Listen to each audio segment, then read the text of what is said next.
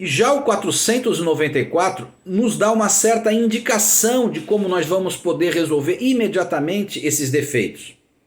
Eu não estou falando, portanto, gente, de sentença injusta. A sentença que aplica mal o direito, a sentença que resolve a causa de um modo injurídico, de um modo que não é a melhor resposta do sistema normativo ou do sistema judicial, ela não é nula. Nós estamos falando aqui, portanto, de defeitos que geram nulidades, irregularidades e, portanto, sentenças que devem ser corrigidas ou anuladas por conta desses defeitos. Nós não estamos falando de sentenças que são apenas injustas. Essas vão ser reformadas por um tribunal que acolha os argumentos que aponta na sentença injustiça. Então a gente tem que diferenciar bem isso. Nós estamos, por enquanto, tratando daquelas sentenças que infringem regras de simetria, de limites postos pelo autor e pelo réu, e, portanto, sentenças que merecem ser corrigidas porque nulas. E então nós não estamos falando de sentenças que são injustas e merecem apenas ser reformadas. Nesse sentido, o 494 diz: publicada a sentença, o juiz só poderá alterá-la. Portanto, há uma ideia de que, esgotada a atividade jurisdicional do magistrado de primeira instância, não é possível que ele se manifeste de novo.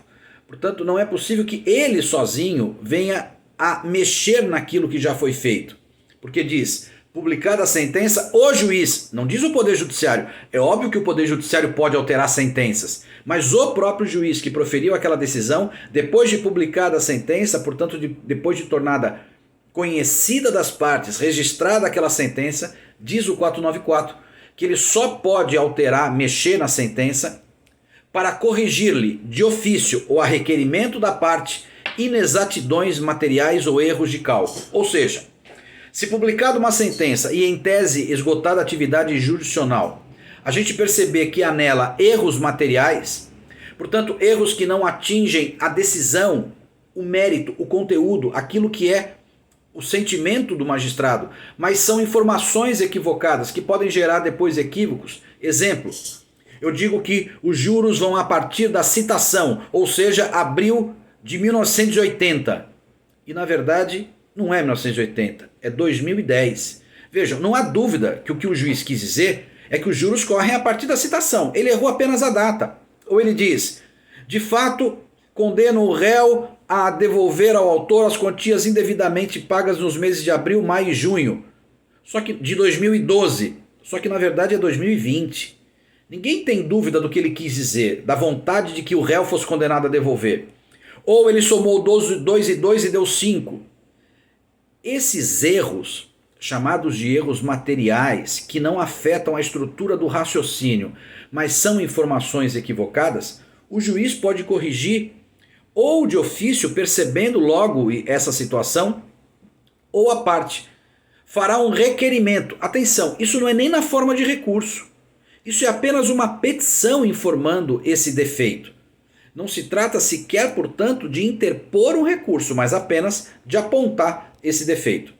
E a segunda hipótese, em que há a possibilidade do juiz falar de novo depois de já ter dado a sentença, se dá pela resposta em face dos embargos de declaração interpostos pela parte. Ou seja, a parte leu a sentença, verificou os defeitos que podem permitir a interposição de embargos, isso é matéria futura nossa, em breve veremos isso, basicamente a omissão, a contradição, esses defeitos são corrigíveis através dos embargos pelo próprio magistrado, de modo que diante desse defeito, da omissão, da contradição, apontado isso nos embargos, o juiz pode então acolher essa argumentação, reconhecer a sua omissão, sobretudo no caso da sentença citra petita, e completar a decisão, ou reconhecer a sua contradição e, portanto, esclarecer o que ele quis dizer.